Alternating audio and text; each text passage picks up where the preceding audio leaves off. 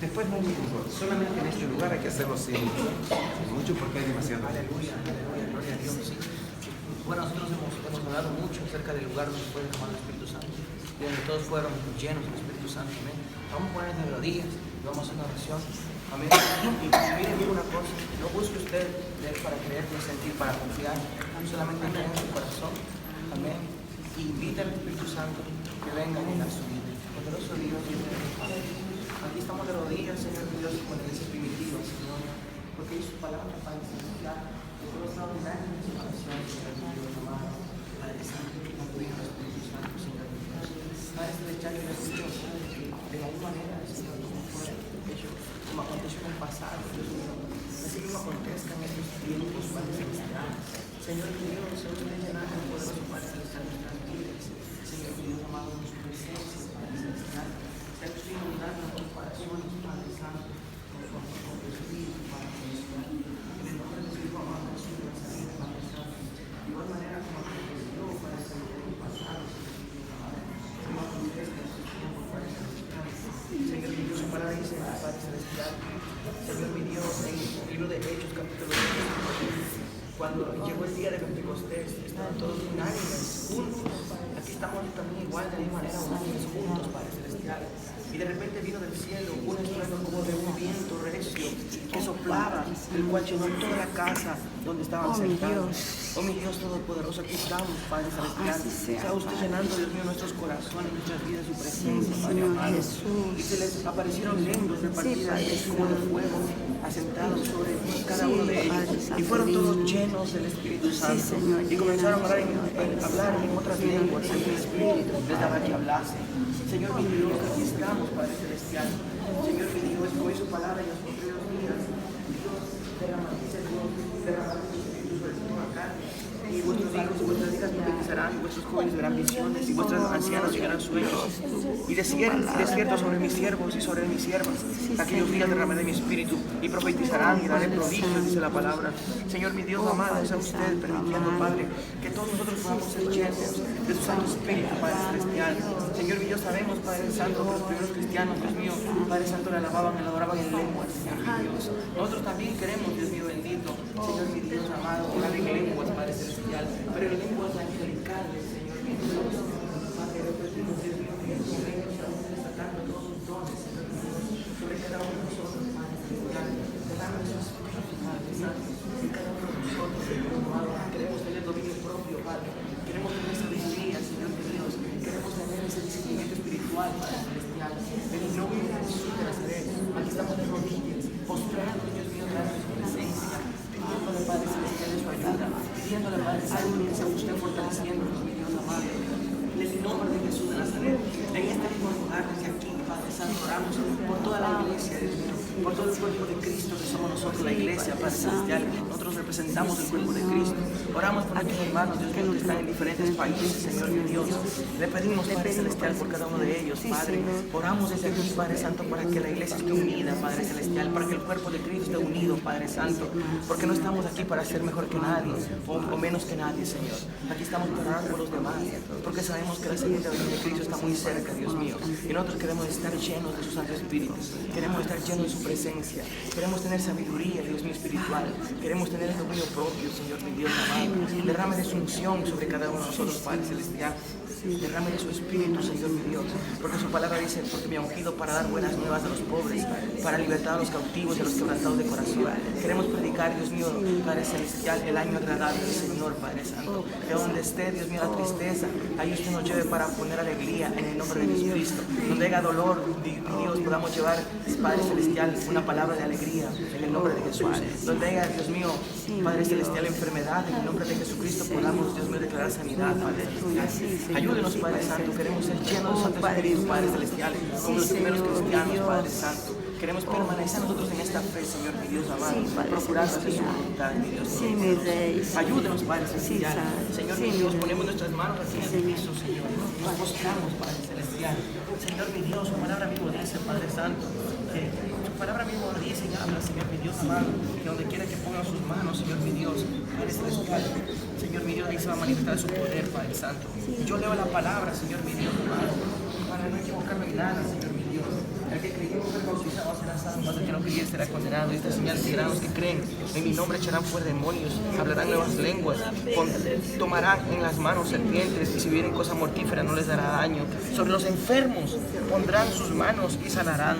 Padre celestial, Señor mi Dios amado, le pedimos que usted consagre nuestras manos, Señor mi Dios. Consagre nuestras manos, Padre celestial. Consagre nuestras manos, Señor mi Dios. Donde quiera que mi hermano, mi hermana ponga sus manos, allí sea usted respaldando, Padre celestial. Donde quiera, Dios sea bendito, que usted nos envíe, ahí sea usted guiándonos, ayudándonos, Padre celestial. En el nombre de Jesucristo, Padre Santo, el humillado será exaltado en su palabra, Padre. Y nos humillamos delante de su presencia. Y nos humillamos delante de su presencia, Padre celestial, para que usted nos levante, para que usted nos ayude, para que usted sea con nosotros, para que usted sea favoreciéndonos, Padre celestial. Y desde aquí, Señor mi Dios amado, nosotros podamos, Señor mi Dios, seguir avanzando por más. Desde aquí nosotros podamos seguir de victoria en victoria, Padre. Desde aquí podamos alcanzar lo imposible, Padre celestial. Presentamos desde aquí a aquellos familiares, Dios, que todavía no aceptan a Cristo. Presentamos desde aquí a aquellos familiares.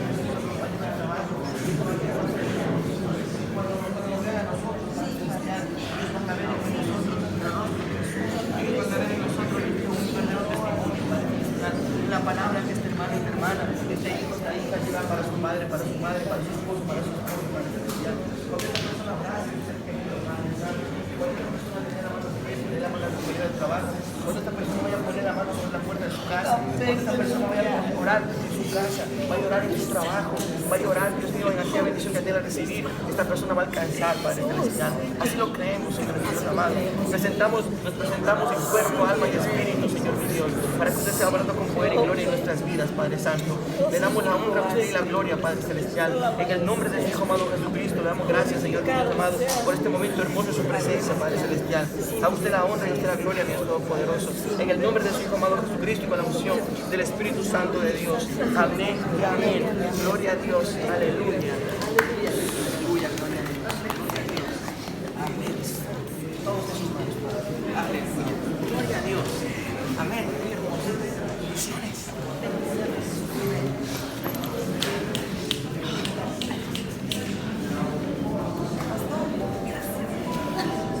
Sí, buena familia de Dios, seguimos en victoria. Amén. Dios.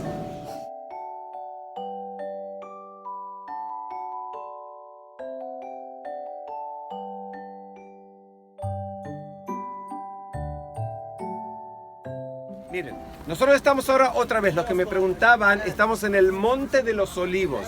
Todo esto, desde la iglesia del Padre Nuestro hasta aquí, y enseguidita vamos a empezar a caminar por ahí. Ven que ahí hay una iglesia con una cúpula gris negra, por este camino que hay afuera, ahí vamos a caminar. Recuerden que el domingo de Ramos, la entrada triunfal de Jesús a Jerusalén, yo no sé obviamente exactamente el metro por donde caminó, pero no hay duda que fue por algún lugar aquí. Es muy posible que es ese camino que enseguidita nosotros vamos a descender, ¿okay? Por ahí. Jesús viene por aquí, baja a lo que la Biblia llama el torrente del Cedrón o el valle de Jehoshafat, que es este valle que tenemos aquí, y asciende a Jerusalén, que por algún lugar allá. Ven que la muralla tiene así, hay como una torre que tiene dos puertas, tiene dos puertas cerradas, dos arcos. ¿Alcanzan a ver allá o no? Sí. Todo el mundo lo tiene que ver, si no, Sí. esto está en el examen final. No me digan que sí si no lo ven, ¿eh?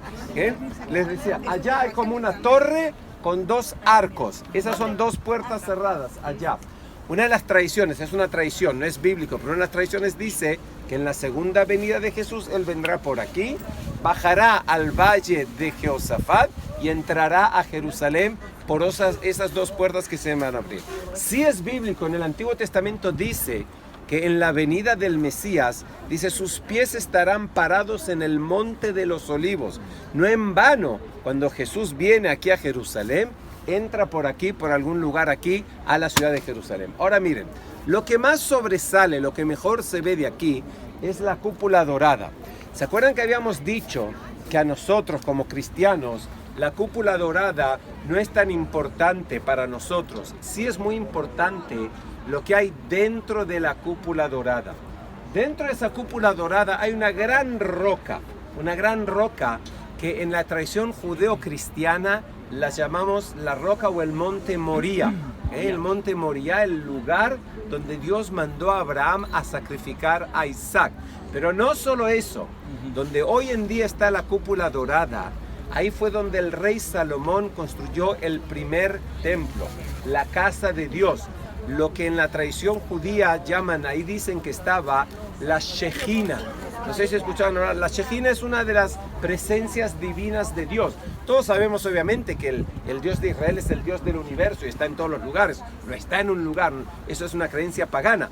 Pero dicen que una de las presencias divinas de Dios, la Shejina, estaba en el templo de Jerusalén. Ese templo de Salomón, que fue construido hace 3000 años atrás, es destruido, ¿se acuerdan?, por los babilonios. 586 a.C., los babilonios destruyen Jerusalén. El pueblo es exiliado a Babilonia. 60 años después cambia el gobierno en Babilonia y viene lo que se llama el imperio persa. Los persas, así cuenta la Biblia, tienen un rey que se llama Ciro. Eso aparece en la Biblia. Y Ciro saca un decreto que le permite a todos los pueblos, entre ellos el pueblo de Israel, de regresar a su tierra. Y ahí es cuando la Biblia nos cuenta que Esdras, Nehemías, Zerubabel y otros regresan de Babilonia, hoy en día de Persia, y construyen el segundo templo. Y dice la Biblia que el segundo templo casi no tenía murallas, que era muy pobrecito. Por eso que un poco más tarde, cuando viene el rey Herodes, alrededor del año 20 antes de Cristo, restaura, reconstruye el segundo templo. Y parece que ese era un templo, un edificio que la gente en su vida había visto aquí.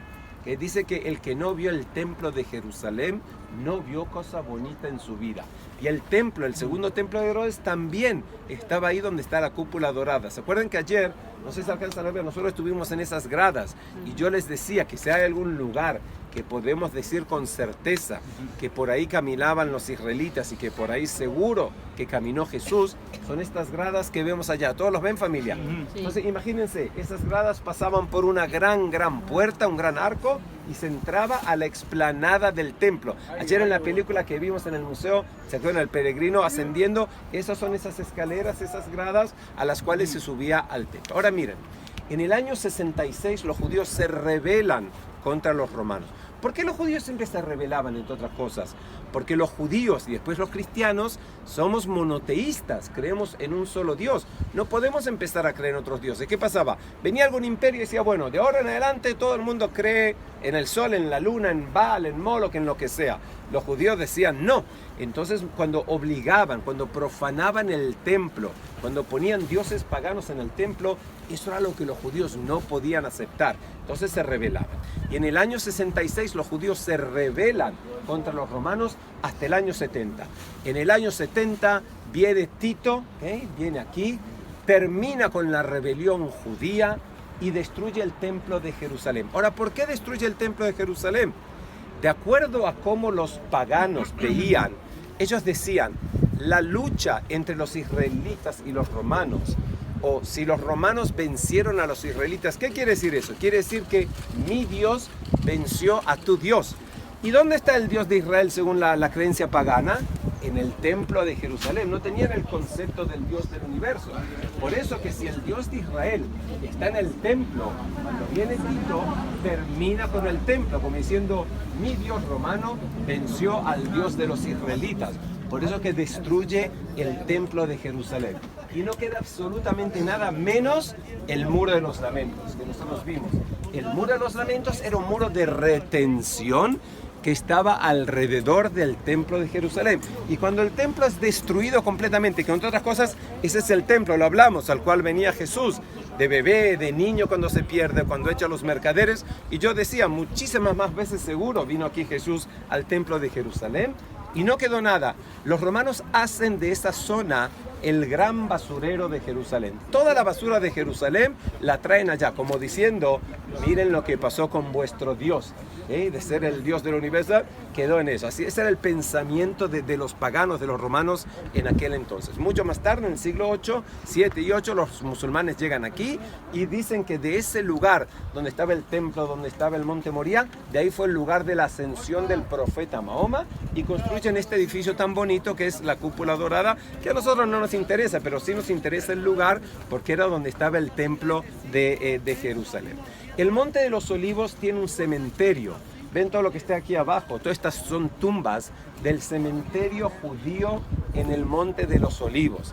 Y muchos judíos creen o quieren ser enterrados aquí porque dicen que cuando venga el Mesías van a ser los primeros en resucitar por acá y caminar hacia el torrente del Cedrón o el valle de Josafat y luego ascender y entrar entonces a Jerusalén. Y fíjense que muchos judíos ponen piedras en vez de flores.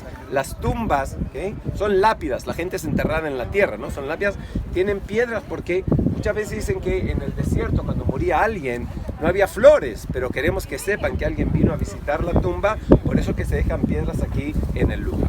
Lo que nosotros vamos a hacer enseguidita, parece como que va a llover, ¿no? Lo que nosotros vamos a hacer enseguidita, familia, cuando terminemos acá con todo, vamos a caminar 50 metros allá y vamos a ir caminando por ese camino que hay por ahí. Muy bien, no se lo ve. Vamos a entrar, ven esa iglesia con la cúpula negra. Esa iglesia en latín la llaman la iglesia del Dominus Flevit. El Señor lloró. ¿Se acuerdan el lugar donde Jesús dice que no quedará piedra sobre piedra? Ahora imagínense ustedes, Jesús parado ahí, él veía el enorme templo de Jerusalén. Más de uno habrá dicho, yo me imagino, ¿de qué está hablando esto? ¿Cómo alguien va a destruir este teléfono? Este templo, no lo había hablando, gritando, ¿cómo alguien va a destruir este gran... Mateo 24. Mateo 24, lo vamos a ver en Lucas 21 también, del 41 al 44 también lo menciona. Eso va a ser la destrucción. Ahora miren, nosotros sabemos, y eso es importante recordar, hoy a la tarde vamos a ir a ver el Calvario y la tumba vacía de Jesús. La Biblia dice así: el lugar del sepulcro de Jesús estaba fuera de la ciudad amurallada. Jesús fue sepultado, crucificado y sepultado y resucitó fuera de la ciudad. Es lógico, la gente no era enterrada dentro de la ciudad, sino en una generación, 2 generaciones, la ciudad pasa a ser un cementerio. Hay una iglesia católica, ortodoxa, católica, que se llama la Iglesia del Santo Sepulcro, donde ahí más que nada los católicos creen que fue el lugar del sepulcro de Jesús, que a veces nos crea un poquito de problemas porque eso está dentro de la ciudad amurallada. No sé si alcanzan a ver donde está la cúpula dorada, atrás hay una iglesia con 2 cúpulas, una gris y una negrita. Este es el lugar donde, según la tradición cristiana, yo les cuento para saber nada más, para que sepan. Pero ese lugar está dentro de la ciudad amurallada y eso nos crea un problema. Si la Biblia dice claramente que estaba afuera de la ciudad amurallada. Por eso que el lugar que nos parece más lógico es lo que se llama la tumba vacía o el jardín de la tumba, que está en aquella dirección. Muy bien no se ve, mucho no se alcanza a ver, pero también lo vamos a ver.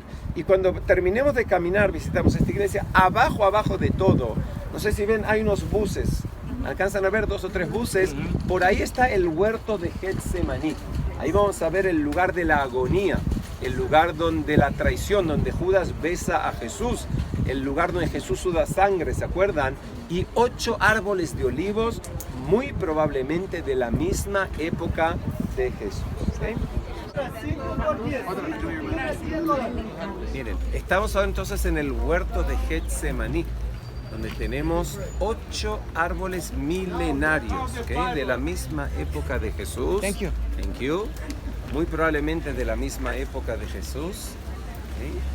Y este es el lugar de la agonía de Jesús. ¿Okay? El lugar donde Jesús manda a los discípulos a orar para que no caigan en tentación, donde suda sangre, ¿okay?, donde muy cerquita de aquí es entregado por Judas también. Y los olivos, que vemos están viejísimos con huecos. El árbol de olivo, el tronco no tiene los anillos que tienen la mayoría de los árboles, por eso es que es un poco difícil saber la edad. Pero sabemos por exámenes que se les han hecho que es muy probable que fueron testigos de los hechos ocurridos aquí en los días de Jesús.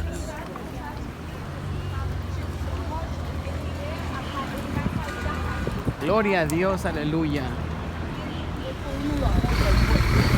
Pater Noster, la iglesia del Padre Nuestro.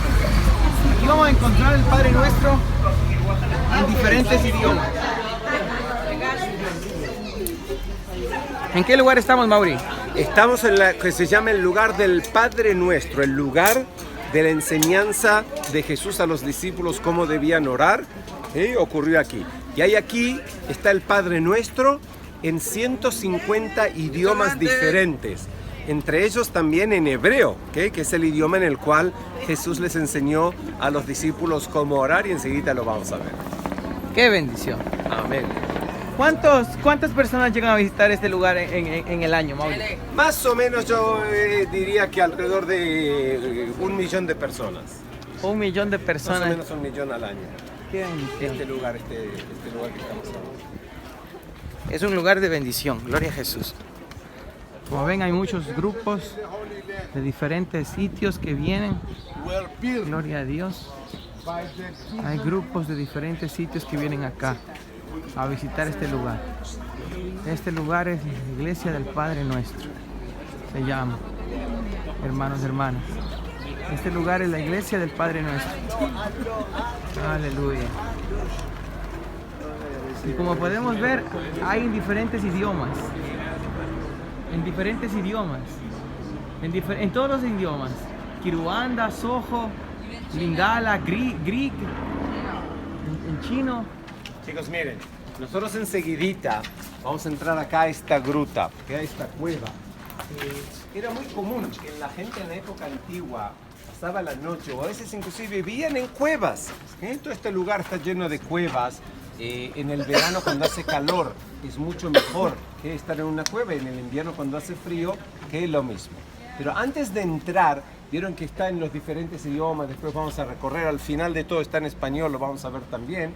Y acá está en arameo y en hebreo, ¿okay? En arameo y en hebreo, que eran los idiomas que se hablaban en aquel entonces.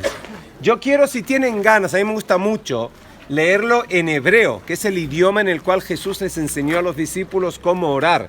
Los que quieran, repitan conmigo. No todos los días uno tiene la oportunidad de rezar el Padre Nuestro en el idioma original, ¿ok? Yo sé que a veces a la gente le gusta filmarlo, así que los que van a filmar vayan preparándose. Y vamos a hacer la lectura en el idioma original en el cual Jesús les enseñó a los discípulos cómo orar. Y la lectura comienza así, dice: Avinu, Asher, Bashamayim, Itkadesh, Shimcha, Tavo, Malchutcha, Yease, Retzoncha, Kaasher, Bashamayim, Ubaaretz, Lachmenu, Ten lanu, Davar, Yom, Beyomo, Vesalanu, Masaenu, Kaasher, Gam anachnu, Nasanu, Lechikenu, Ve'al tavienu,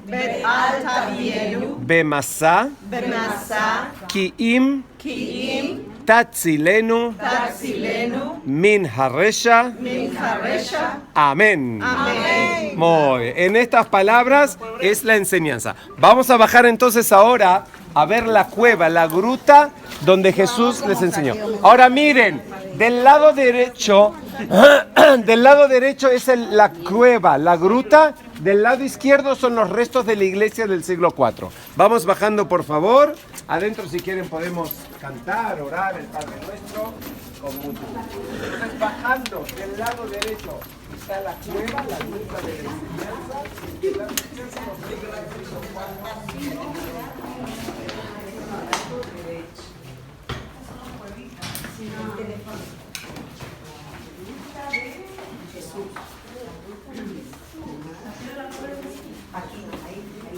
Chicos, del lado derecho, que es la cueva, la gruta, lo que quedó aquí del lado izquierdo son los restos de una iglesia muy, muy antigua.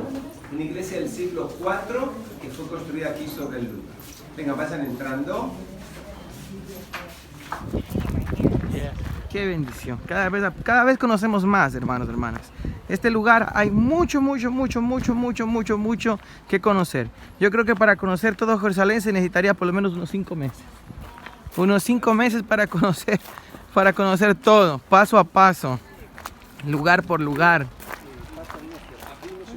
Sí. Aleluya. Gloria a Dios. Vamos a compartir aquí el Padre Nuestro. Familia de Dios, 1, 2, 3. Amén. Amén. Familia de Dios, una alegría estar acá, hermanos, hermanas.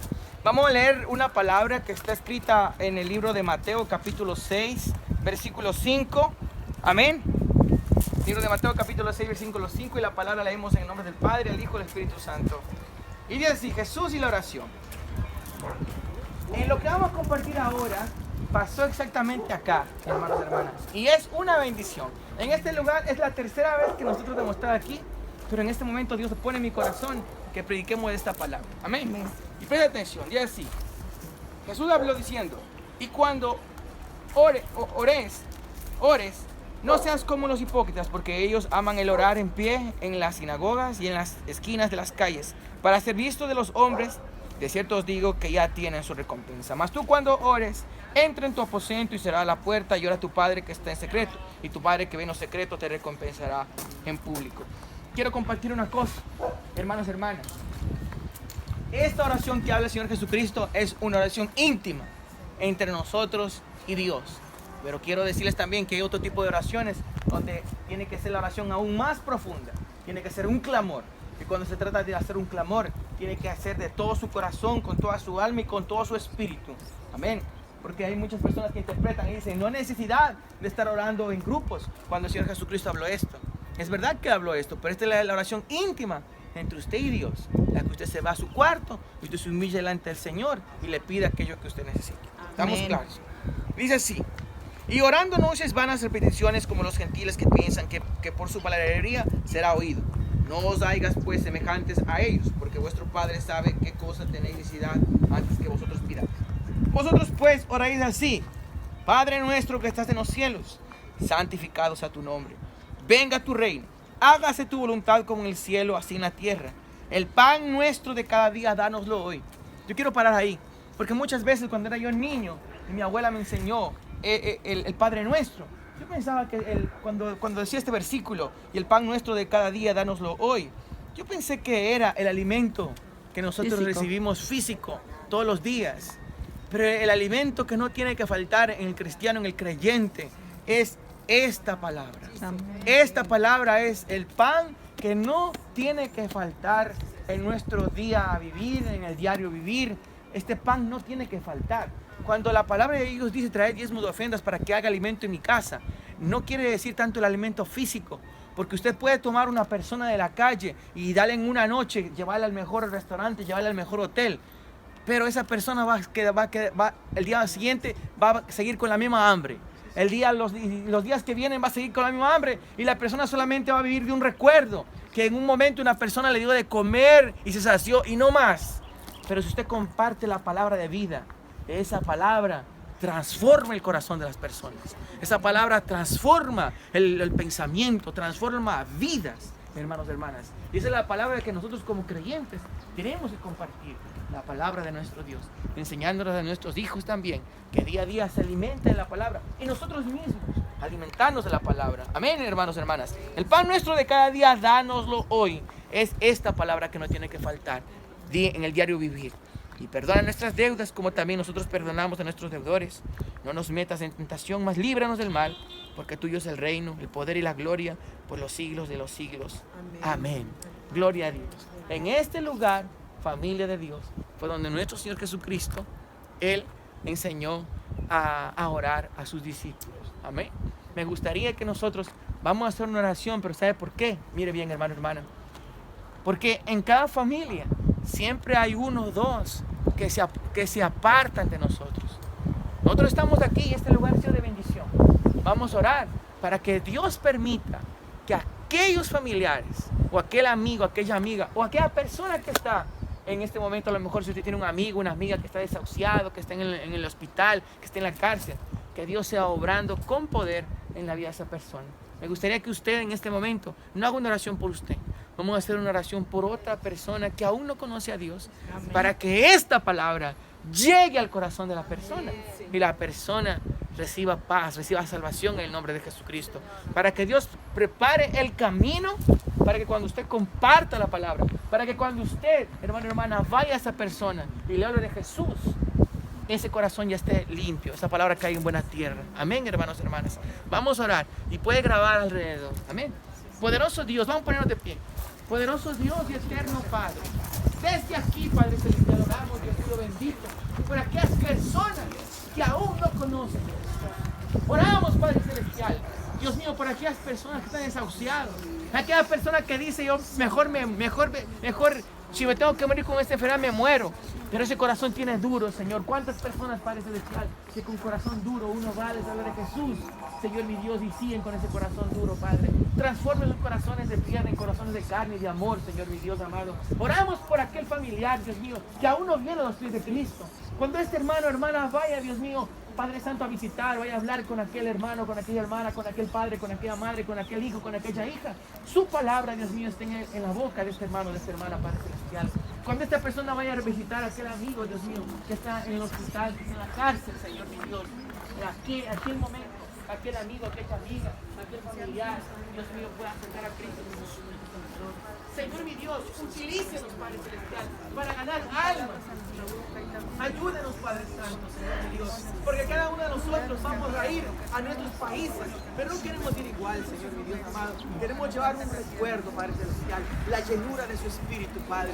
Queremos ser, Dios mío, como aquel pueblo, la iglesia primitiva, Padre Santo, que eran llenos de su presencia, Padre Celestial. Ayúdenos, mi Dios amado, y entregamos en este momento, Padre Santo, cada uno de nuestros familiares, amigos y vecinos, Padre Celestial, y aún aquellas personas que nos critican, nos señalan y nos juzgan, los bendecimos, Padre Santo, con toda la bendición del cielo, para que las personas también conozcan de Jesucristo, sean salvos, sean libres, mi Dios. A usted la gloria, a usted la honra, Padre eterno, en el nombre de Jesucristo, y gracias, Dios, por darnos la oportunidad de compartir en este lugar, mi Dios amado, en su presencia, en el nombre de Jesús de Nazaret. Amén y amén. Amén. Gloria a Dios. Gloria a Dios. Aplausos a nuestro Dios. Y muy pronto llegaremos, familia. Amén. Y vamos a llegar con el esposo, con la esposa, con el hermano, con la hermana, con los demás hijos. Amén. Bendiciones de lo alto en el nombre de Jesús. Adiós. Aleluya. La parte sur de donde estaba el templo de Jerusalén. Recuerden siempre que la cúpula dorada que nosotros vimos es un edificio del siglo 8 después de Cristo, 748, pero dentro de ese lugar hay una gran roca que ahí era el lugar santísimo, ahí era el centro del templo de Jerusalén. Y cuando el rey Herodes viene a reconstruir lo que se llama el segundo templo, el templo y sus piedras eran tan pesadas que tuvieron que construir 4 muros alrededor, que eran los 4 muros de retención, si no todo se venía abajo. El templo fue destruido y lo único que quedó fue el muro de los lamentos, que enseguidita vamos a ver nosotros. Hay acá un repaso un poquito de la época histórica. Estamos hablando tanto con los años, para los que me preguntaban, un poco para tener una noción. Cuando se habla del comienzo de los canaanitas, esta es la tierra de Canaán, estamos hablando entre más o menos 3000 o 3300 antes de la era cristiana, o sea, más de 5000 años atrás, vivían acá los canaanitas en esta zona. Desde el punto de vista judío, el rey David llega aquí más o menos en el año 1006 antes de Cristo, o sea, 3000 años atrás. ¿Se acuerdan? En el 586 antes de Cristo, los babilonios llegan aquí, Nabucodonosor destruye el templo de Jerusalén. Los israelitas que regresan aquí después de 60 años, después de estar en el exilio. La época persa, la época helenista de los griegos, la época romana que hablamos mucho nosotros. Acá ocurre, ven, en el año 70 la destrucción del templo, y después continúa otra vez la época bizantina, la época musulmana, etcétera, todo lo que nosotros vemos. Vamos a ver acá en este museo 3 cosas. Hay una película que está muy buena, que muestra un peregrino en la época antigua, cuando el templo todavía existía, que llega por primera vez a Jerusalén. ¿Se imaginan todos nosotros, todos ustedes, la emoción que ustedes tienen al llegar a Jerusalén y a la tierra de Israel? 2000 años atrás, esta gente que a veces trabajaba toda una vida para poder ascender a Jerusalén, y más que nada al templo de Jerusalén, la anhelación de hacer el sacrificio en el templo de Jerusalén. La película está o en hebreo o en inglés. Yo se las voy a ir traduciendo, si se puede. Las vamos a ir traduciendo simultáneamente. Después vamos a cruzar un poquito aquella muralla, y ahí vamos a ver unas escaleras, unas gradas, que eso es sumamente interesante. Esas gradas eran la entrada principal al templo. Si hay algún lugar que podemos decir con certeza que por ahí caminó Jesús, son las gradas que vamos a ver después, que era la entrada principal, y después nos vamos a acercar en aquella dirección para ver algunos restos arqueológicos que quedaron al lado del muro de los lámparas. ¿Ok? ¿Estamos listos? Lo que vamos a hacer entonces ahora, vamos a entrar a un edificio, vamos a bajar. El edificio es un museo, pero no es muy interesante. Lo más interesante es ver la película. La película la pasan en forma de loop. Puede ser que lleguemos y esté en la mitad o al final. Vemos la película y después vamos a ver las gradas por las cuales subía Jesús al templo de Jerusalén. Preguntas antes de seguir, chicos. Yala, vengan, síganme por aquí, por favor. Muy bien, dice el Mauri. Queremos comer muy bien, dice el Mauri. Esa es la ciudad, no, esa es la ciudad. ¿Perdón, jefe? Es la ciudad antigua, ¿no? Esa. Todo. Allá está el muro de lamentos ya. Así es. Ahora vamos para allá.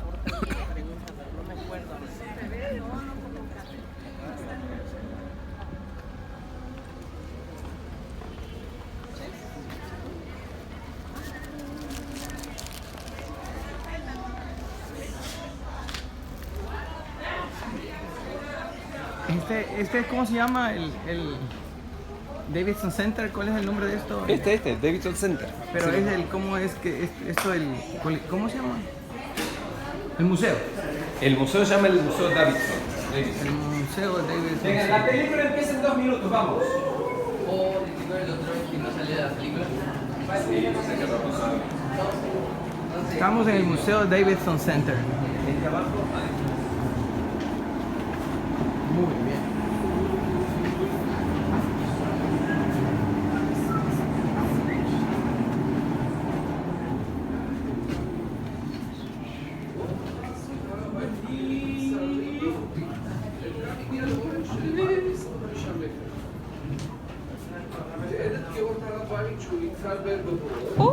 שהוא מתעלם משכבות האפר ומן החרסים הרבים. וילסון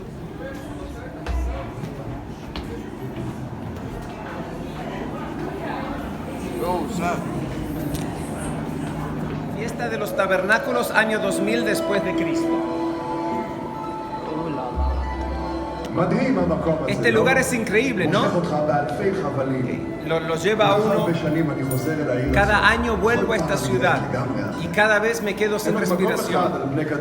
No hay ningún otro lugar en el mundo que tiene tanto amor y tantos anhelos de llegar como la ciudad de Jerusalén.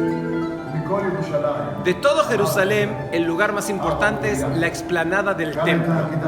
Acá fue el lugar del sacrificio de Isaac. Acá fue el primer templo. De acá los judíos se fueron al exilio de Babilonia. Y acá fue construido el segundo templo. Y también fue destruido. Miles y miles de personas lloraron por este lugar. Conquistadores lo conquistado. Y ahora la piedra está silenciosa, pero en una época este lugar estaba lleno de miles y miles de personas. 3 veces al año los judíos ascendían a Jerusalén para ver el lugar. En la fiesta de los tabernáculos, en la fiesta del Pentecostés y en la Pascua. No era fácil. Llegar a Jerusalén era difícil, era largo. Semanas y semanas de preparaciones. Jerusalén 2000 años atrás. ¿Se imaginan al peregrino caminando a Jerusalén, con un poquito de cosas en la espalda? Viene de un pueblito de la Galilea o de Judea, que por ahí hay 10 o 15 familias, y se para delante de esa gran construcción, el más grande que vio en su vida. Nunca vio tanta gente junta, decenas de miles de personas, y todos vestidos de blanco, con el sacrificio en sus manos, y arriba de ellos el edificio más increíble que vio en su vida. Las piedras más pequeñitas pesan 2000 kilos, 2 toneladas. Traten de imaginarse, bajo el arco de Robinson, que nosotros vamos a ver después, que lleva el nombre del arqueólogo que la descubrió, y para subir a la explanada del templo. Años trato de imaginarme. tocando las piedras, y casi no puedo respirar. Esta vasija que tengo aquí, vayan a saber qué será, qué era. Yo tampoco sé. Tantas reliquias han encontrado aquí, pero justamente esta vasija me llamó la atención. ¿Quién la tenía? ¿O para qué servía? Acá termina el peregrino su recorrido de Grecia, de donde venía, y comienza la jornada espiritual, el camino espiritual.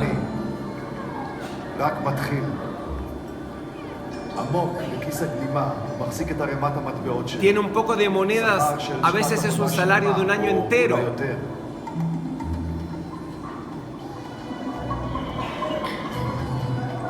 Va a comprar el animal para el sacrificio. Nosotros vamos a caminar por esas calles enseguidita.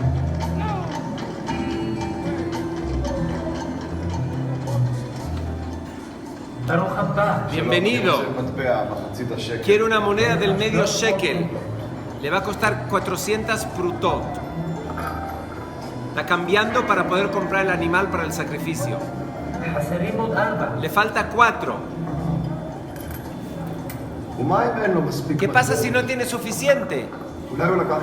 Por ahí la vasija que tenía era para venderla y tener suficiente dinero. Por ahí para eso era la vasija.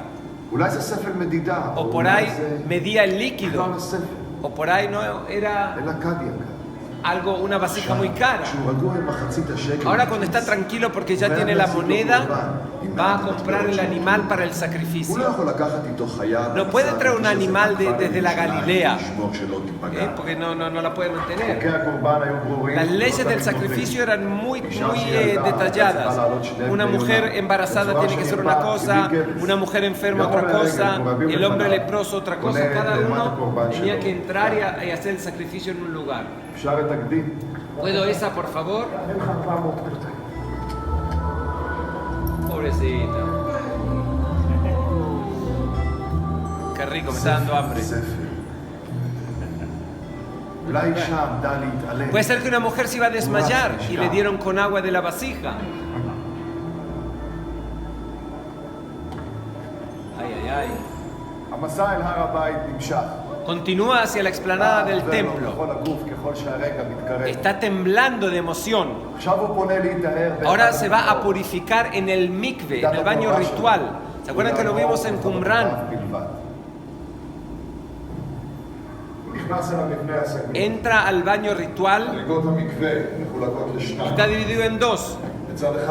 De un lado entra cuando está impuro, por llamarlo de alguna manera, se quita la ropa y entra de inmersión.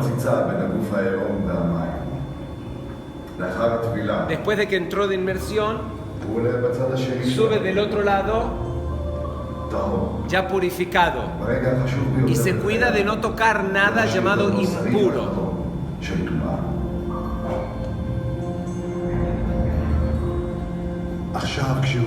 Ahora cuando ya está purificado, va subiendo las escaleras hacia la explanada del templo. Ahí vamos a ir después, que era la entrada principal. Y llega al lugar más sagrado. Casi puede escuchar su corazón latiendo. El sueño de toda la vida de llegar al templo. Por fin está subiendo a la explanada del templo. No puede respirar de tanto que está emocionado. Pueden ver con los ojos de él. Atrás de él, columnas enormes de más de 40 metros. Una gran explanada con decenas de miles de personas que se acercan al templo. Un techo hermosísimo trabajado a mano. Y enfrente de él sube el humo del sacrificio. Hasta cierto lugar podían entrar todos, gentiles y judíos. Más allá, solamente judíos.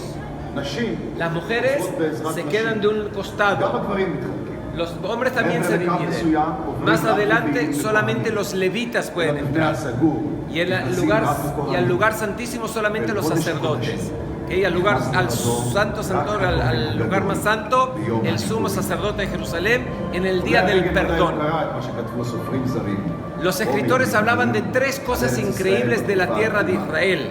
La primera era un mar en el cual la gente flotaba. El segundo era un día en la semana en que nadie trabajaba. Y el tercero era un templo en el que no había ni una sola escultura, ni una sola estatua. El templo es la casa de Dios, no un lugar de oración. Por eso que se ora afuera, alrededor del templo. El sacrificio solamente los sacerdotes lo hacen. Le da al sacerdote el animal, el sacerdote levanta sus manos, el humo sube, casi puedo oler el humo que sale del sacrificio.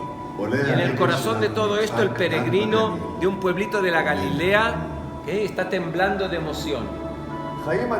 Hubo mucha vida acá hace 1000 años atrás, 2000 años atrás. Nunca vamos a saber exactamente cómo fue, cómo era el templo, cómo era la gente, cómo se escuchaba en la calle. Tampoco sé la vasija, exactamente qué es lo que era. Yo sigo paseando por aquí, tratando de escuchar lo que me cuentan las piedras, pero a veces puedo ver este peregrino regresando a su pueblo en la Galilea y llevándose una experiencia que nunca en su vida se va a olvidar. Espero que como nosotros, chicos. Muy bien, Mauri. Perfecto. ¿Seguimos?